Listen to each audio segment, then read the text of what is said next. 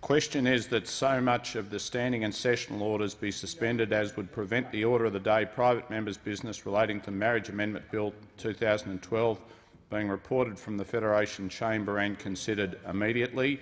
All those of that opinion say aye. To the member for Melbourne. Yes, I speak against that motion.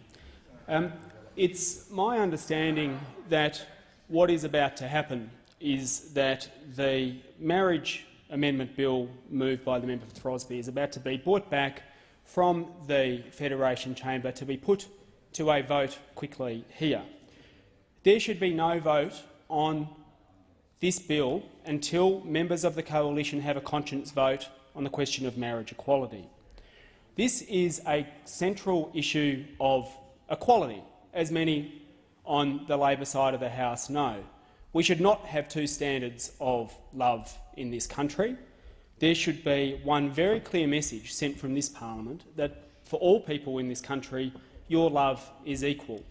It's important not only for those individuals who want to marry the person that they love, but it's also important for the young boy in a country town or who is working out who he's attracted to, or to the girl who wants to send go with her partner to the high school formal but can't because they're in a same-sex relationship.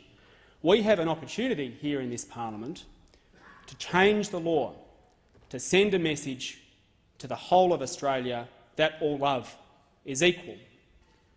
But it is also, Mr Deputy Speaker, a central matter of freedom of choice. There are those in this House, predominantly sitting on the opposition benches, who come in here and tell us routinely that the state should not interfere with an individual's right to make their own decisions in their personal life unless there's harm to others.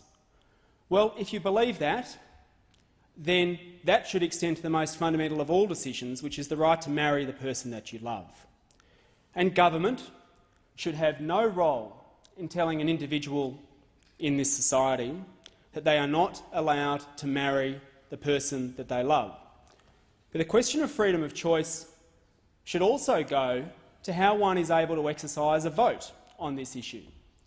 And we are now in the paradoxical situation where the Labor Party members are able to exercise a free vote, but the party that prides itself on an individual's freedom of choice and an individual MP's right to vote according to their conscience is not allowed.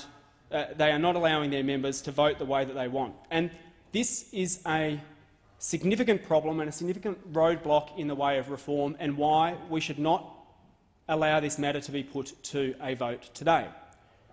I have spoken with members of the coalition who agree with the bill and who agree that we should have marriage equality in this country. And I have spoken with members of the coalition, indeed we've heard some of them speak in the Senate this week, calling for the right for them to be able to exercise a conscience vote. And they have said that if they could have a conscience vote, they would vote to remove discrimination from our marriage laws. Now, this is a matter that the Greens have been pursuing in this parliament for some time, not just in this parliament but in previous parliaments. We have been at the forefront for the push for marriage equality. And we have always known that there is no point in putting up a bill only to see it voted down simply for the purpose of grandstanding or trying to clear it off the political agenda. We want to see reform. Now, I accept that there are members on the Labor side of goodwill who do want to see reform, who do want to see this law changed. But equally, there are members on the government side who just want this issue cleared off the agenda. And they have said as much publicly. And they have said that they are sick of Parliament having to debate this most fundamental of issues. And it is for that reason, Mr Deputy Speaker, that I fear that we are about to witness a very cynical move to put this to a vote quickly in an attempt to clear it off the political agenda. And that would certainly be very consistent with what senior factional figures within the ALP have said. Now, that is not something that we should countenance. This is too important an issue, and we have too good an opportunity to see reform for it to be subject to cynical manoeuvrings and being put to a quick vote. Because when you look at the international experience, Mr Deputy Speaker, what you see is conservative parties around the world joining with other parties to recognise that time has come for marriage equality. We have seen the Prime Minister of the United Kingdom, David Cameron, say that he believes there should be marriage equality. And of course we've seen others, not on the conservative side of politics, but significant figures, of course, like President Obama, who have said, even though they went to an election saying that there should be no change, they have since had the opportunity to reflect on the issue, talk to those close to them, understand that there are many in committed same-sex relationships who are working for them, and they have changed their mind. And I firmly believe, and the Greens firmly believe, Mr Deputy Speaker, that with enough time we can change the minds not only of the Labor Party, who have managed to change their position at their conference, but also of the coalition, so that those on the coalition side who believe in freedom of choice can vote the way that I know that they want to. We need that additional time to campaign because we know that although people may not have thought about this issue much before, public opinion has moved on.